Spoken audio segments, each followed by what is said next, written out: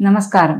నేను doctor Varalakshmi, consultant in మెడి9. ఈ రోజు మనం ఆర్థరైటిస్ ప్రాబ్లం గురించి తెలుసుకుందాం. ఆర్థరైటిస్ అనగా ఇన్ఫ్లమేషన్ ఆఫ్ ది జాయింట్స్, అంటే కీళ్ళ యొక్క వాపు, దాన్ని ఆర్థరైటిస్ అంటాం.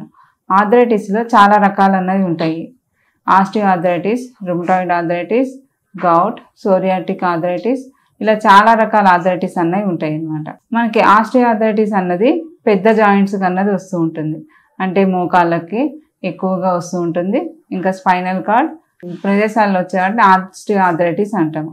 రుమటాయిడ్ ఆర్థరైటిస్ అనేది చిన్న వయసు వాళ్ళకి, అంటే 30 years అబోవ్ వాళ్ళకి ఎక్కువగా వస్తూ ఉంటుంది.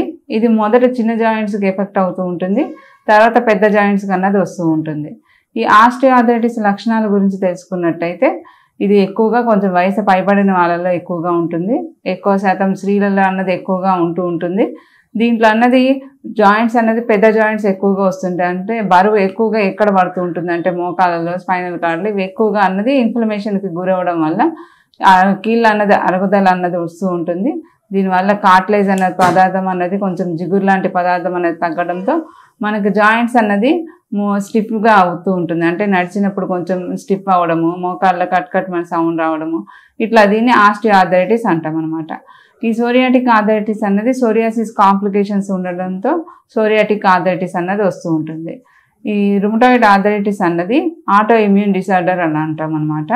దీంట్లో ఏమవుతుందంటే, మన బాడీలో ఉన్న వ్యాధి నిరోధక శక్తి అన్నది మన బాడీ మీదే పనిచేయడం వల్ల మనకి ఇన్ఫ్లమేషన్ అన్నది వస్తూ ఉంటుంది. దీంట్లో ఏమవుతుందంటే జాయింట్స్ అన్నది ఇన్ఫ్లేమ్ అవుతూ ఉంటుంది, అంటే వాపులాగా రావడము, కొంచెం జ్వరం లాగా రావడము, టెండర్నెస్ ఉండడము, మొదట చిన్న చిన్న జాయింట్స్ అన్నది ఎక్కువగా ఎఫెక్ట్ అవుతుంది, తర్వాత మొత్తం అన్ని జాయింట్స్ అన్నది వస్తూ ఉంటుంది.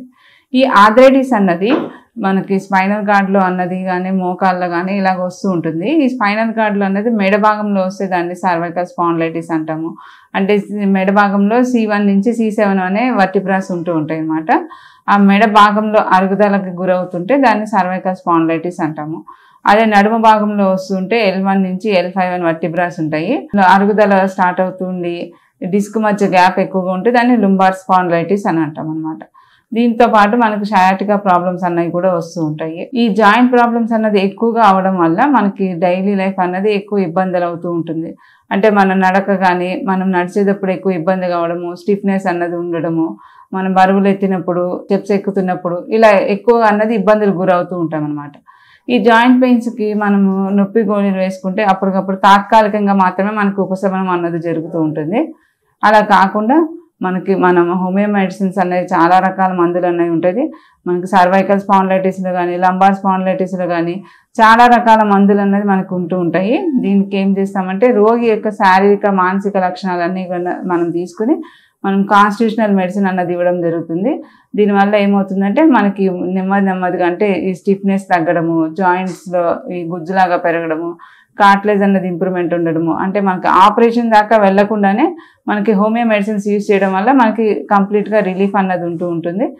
మనం ఆపరేషన్ దాకా వెళ్లకుండానే శాశ్వతంగా అన్నది మన హోమియో మెడిసిన్స్తో మనం ఇంప్రూవ్మెంట్ అన్నది తీసుకోవచ్చు. మెడి9 అన్నది ఏంటంటే M for medicine, E for exercise, D for diet, I for immunity. అంటే మెడి9లో మనకి మనం చికిత్స, అంటే రోగికి మందులతో పాటు మనకి ఎటువంటి వ్యాయామం చేయాలి, ఎటువంటి ఆహార పదార్థాలు తీసుకోవాలి, మన ఇమ్యూనిటీ, మన వ్యాధి నిరోధక శక్తి ఎట్లా ఇంప్రూవ్ చేసుకోవాలి, ఇవన్నీ కూడా మనం గైడెన్స్ అన్నది ఇవ్వడం జరుగుతూ ఉంటుంది. మనకి శాశ్వత పరిష్కారం అన్నది ఉంటుంది. మెడి9లో మనకి ఆస్టియో ఆర్థరైటిస్, రుమటాయిడ్ ఆర్థరైటిస్, ఎటువంటి కీళ్ళకు సంబంధించిన వ్యాధులైనా కూడా మనకి చక్కగా పరిష్కారం అనేది దొరుకుతుంటుంది. ఇది 0% రిస్క్ అనేది ఉంటుంది, నో సైడ్ ఎఫెక్ట్స్ అన్నది ఉంటుంది. మనకి మెడిసిన్స్ కూడా చాలా కాస్ట్ ఎఫెక్టివ్ అనేది ఉంటుంది. మీకు శాశ్వత పరిష్కారం దొరికేలాగా, అంటే ఎటువంటి కీళ్ళ వ్యాధులకైనా కూడా osteo arthritis, rheumatoid arthritis, cervical spondylitis, lumbar spondylitis, sciatica problem కన్నది మనకి శాశ్వత పరిష్కారం అనేది దొరుకుతుంటుంది. మీకు ఏమైనా సలహాలు, సందేహాలు ఏమైనా ఉంటే దగ్గరలోనే మెడి9ని సంప్రదించండి. Thank you.